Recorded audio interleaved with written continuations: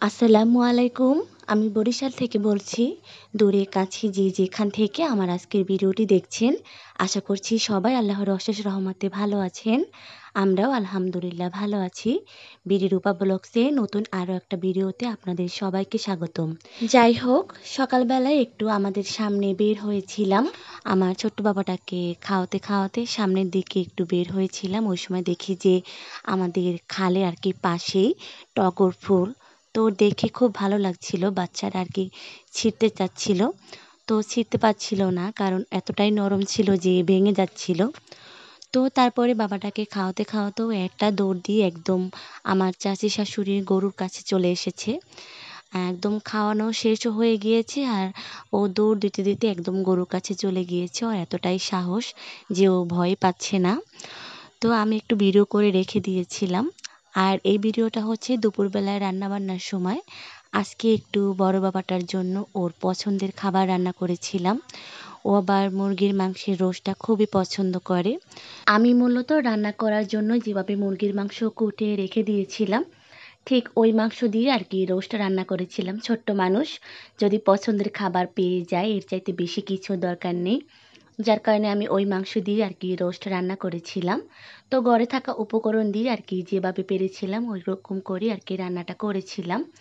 আবার একটু পোলাও ভাতও রান্না করেছিলাম। তো আমার বড় ছেলেটা আবার পোলাও ভাত আর এই রোস্ট হলে আর কিচ্ছু লাগে না, অনেকটাই খুশি হয়ে যায় আমার বড় বাবাটা।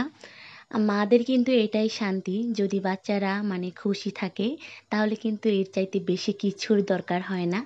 যাই হোক, আমাদের জন্য ডিম বোনা করেছিলাম, আমার শাশুড়ি মা আর আমার জন্য আর কি ডিম বোনা করেছিলাম। আর চিংড়ি মাছ দিয়ে দোন্দল রান্না করেছিলাম, সেটা আর ভিডিও করা হয়নি। এখানে আমার বড় বাবাটার জন্য পোলাও ভাত রান্না করেছিলাম। তো যেটুকু পরিমাণে রান্না করেছিলাম অতটুকু পরিমাণে আমার দুই বাচ্চার হয়ে গিয়েছিল।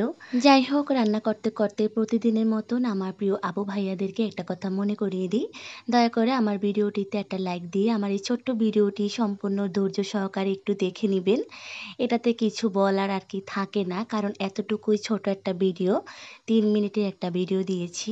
এদিকে কিন্তু আমার পোলাও ভাত অনেকটাই রান্না হয়ে গিয়েছে।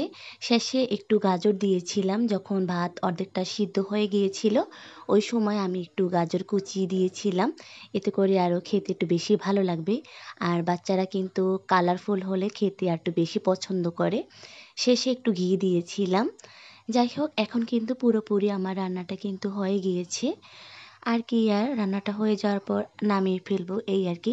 যাই হোক, দুপুরবেলা আমার বাবাটা মসজিদ থেকে জোহরের নামাজটা পড়ে এসেছে। আমার বাবাটা প্রায় আর কি মসজিদে নামাজে যায়।